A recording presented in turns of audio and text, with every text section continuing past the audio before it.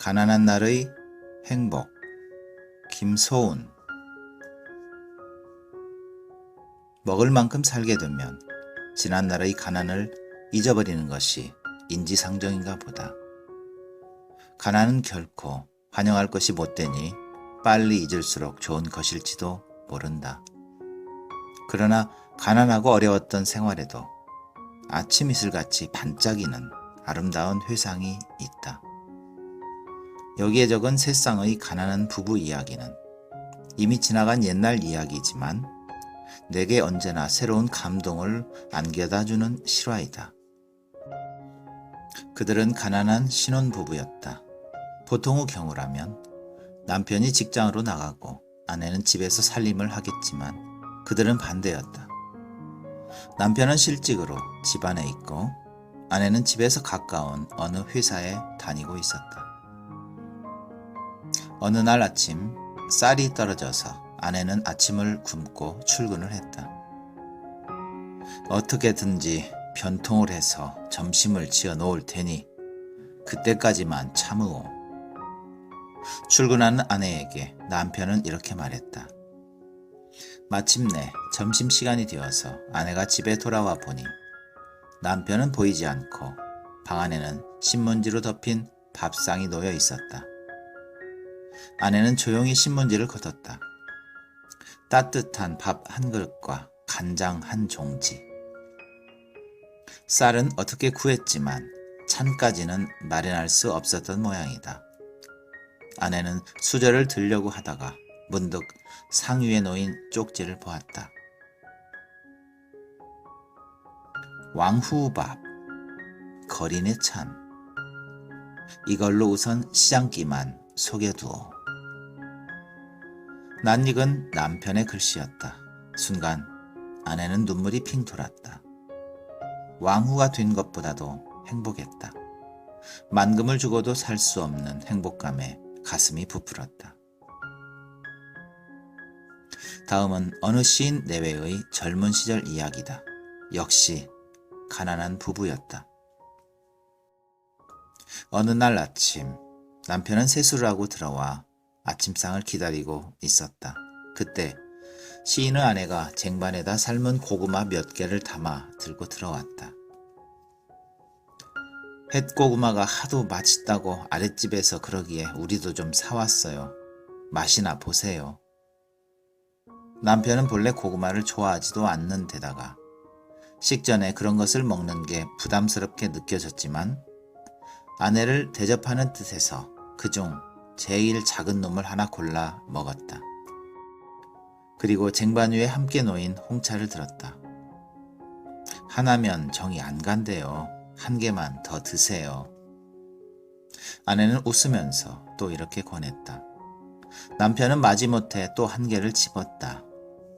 어느새 밖에 나갈 시간이 가까웠다.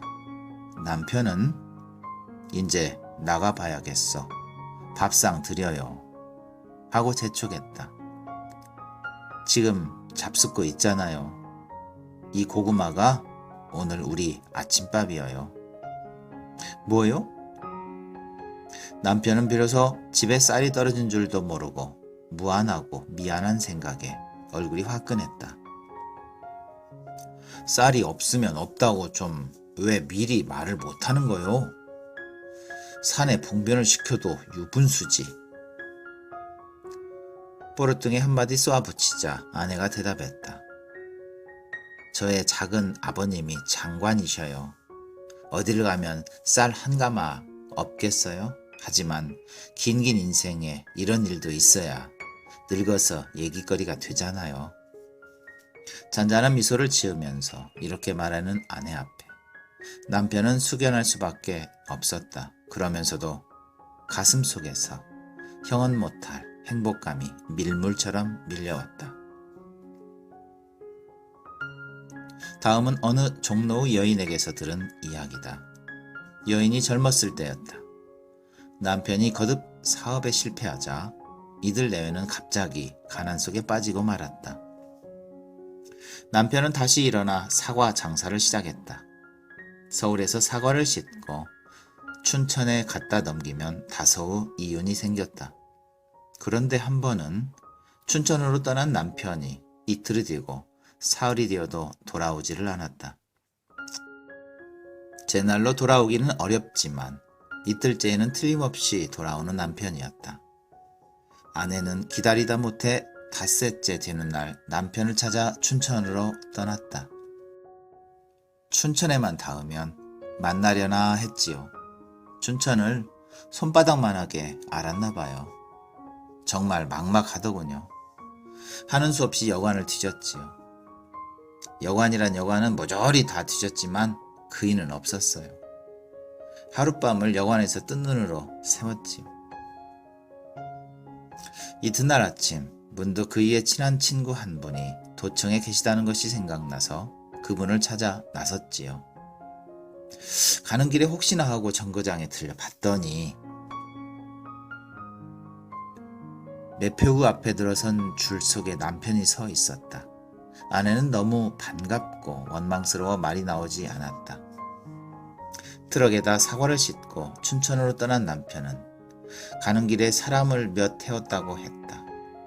그들이 사과 가마니를 깔고 앉는 바람에 사과가 상해서 제값을 받을 수 없었다.